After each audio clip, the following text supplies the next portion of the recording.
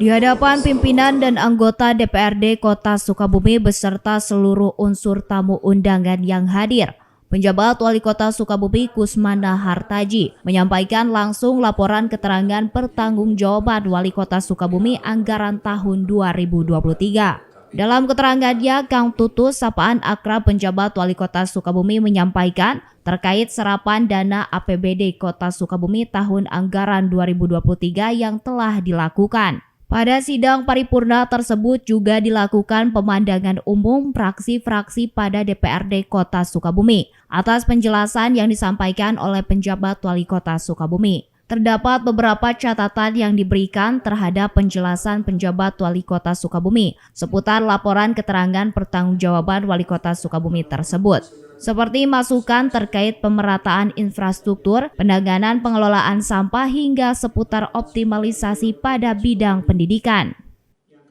Ya, intinya mas infrastruktur ya, jadi program menyentuh langsung kepada masyarakat dan kita juga sudah sebetulnya ya, hanya memang pemerataan nanti kita di beberapa dinas termasuk juga sampah ya, persampahan menjadi fokus kita karena tadi sudah dijelaskan juga, sudah langsung dijawab kan, termasuk dengan kepegawaian merit system kita sudah mulai, mungkin di akhir 2024 kita akan mencoba menerapkan merit system walaupun sekarang sudah bertahap ya, jadi satu pintu di